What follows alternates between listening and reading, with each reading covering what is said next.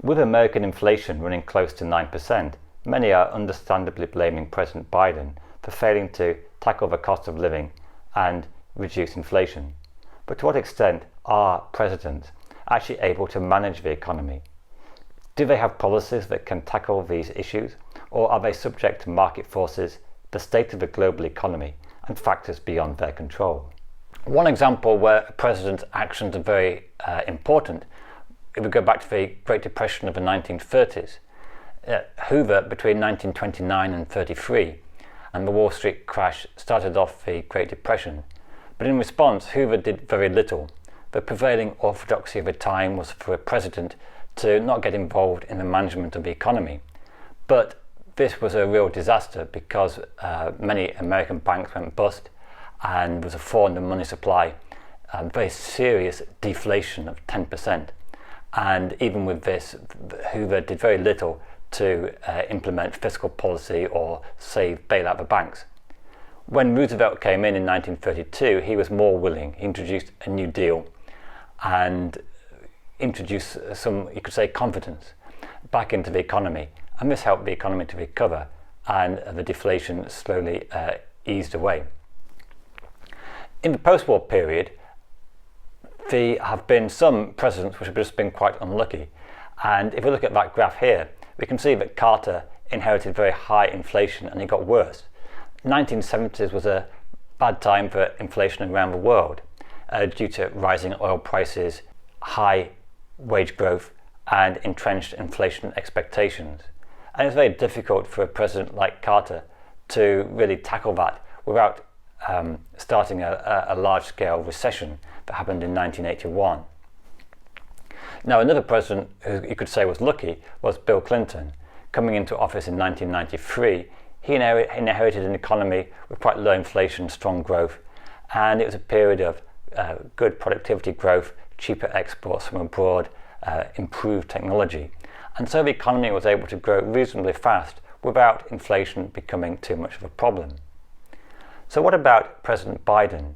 Because since he came into office in early 2021, we've seen a spike in inflation.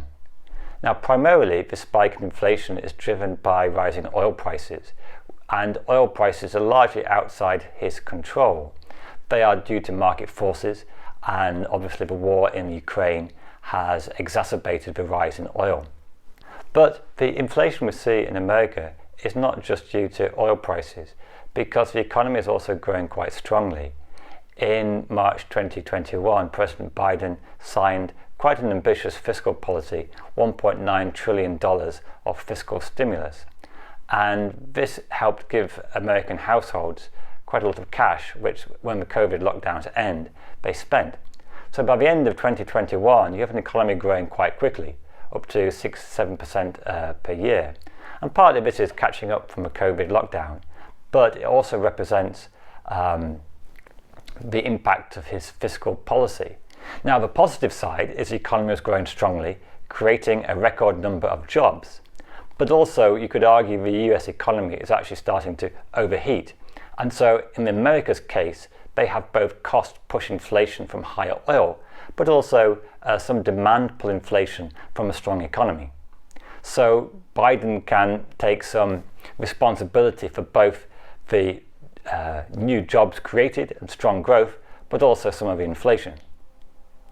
Now, in counterpoint, we could also point to the Federal Reserve, because their job is to control inflation, not the president's job. And if they had taken a more hawkish view towards inflation, then they may have seen the economy overheating and inflationary pressures increasing, and they could have increased interest rates to slow down the economy and prevent some of the inflation. But the high inflation we see in 2022 has caught many economists and officials at the Federal Reserve by surprise. So another factor is, can the president do anything about oil prices? And Biden has been making noises that he wants to reduce inflation, and on the edges there are some things he can do. One thing is to release oil from the US Strategic Reserve. Biden released 1 million barrels a day, which sounds a lot, but actually compared to the global market is really a drop in the ocean. Another thing a US president might try to do is to put pressure on OPEC countries to increase supply, and this may involve things like overlooking human rights records. Places like Venezuela, Saudi Arabia, they may be not so friendly towards America because of the criticism they received. And if a president kind of weakened his human rights stance, he may get more oil.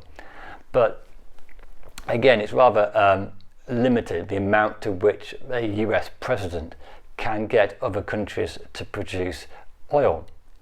In the long term, a president could approve a lot more oil investment, building more oil wells in perhaps protected areas in the Arctic, Alaska, and this may conflict with environmental concerns, but it is a way to increase supply of oil.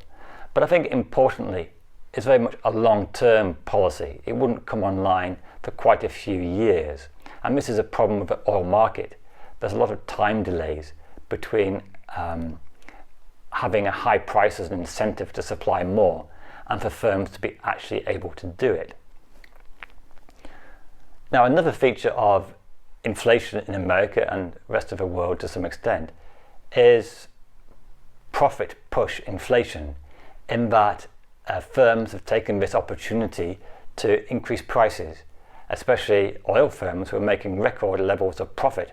They're really taking advantage of the higher oil prices to also increase their profit margins. Can the president do anything about this? Well, if you go back to the 1970s, President Nixon tried price controls in 1971 and 1973. They were quite popular for a short time. It helped him get elected in 72. But they are generally considered to have failed because firms responded by restricting supply, and it kind of led to a suppressed inflation. And the price controls of 71 and 73 did nothing to stop inflation going much higher in the rest of the 1970s. The only time price controls have really worked was in the Second World War, when the government limited price controls with a combination of rationing. And there are studies to show that price controls in the war did reduce inflation, but at a cost of lower output. And this is not a really realistic policy for a president outside of war. So fiscal policy can have an influence on inflation, but it's important to remember that the main inflationary tool is monetary policy. This is set by the Federal Reserve, who change interest rates in order to control inflation. And so in this case, it's largely outside the president's hands.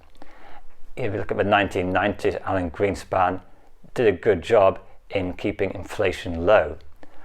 I mean, Alan Greenspan was definitely helped by the good state of the world economy.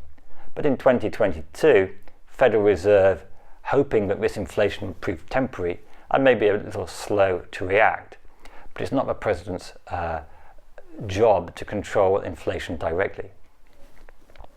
So just to sum up, the president can have an influence on the economy, definitely, but it's only in limited circumstances. I think the biggest way the president can influence the economy is in a recession, where he produces an expansionary fiscal policy that stimulates the economy, and this can help the economy recover and jobs to be created. But if it's too much, it may start to cause inflationary pressures. But when it comes to reducing inflation, the main policies are really outside the president's control. If you have any questions about this or anything else about economics, feel free to leave a comment. It's great getting questions, as I might use it to make a future video.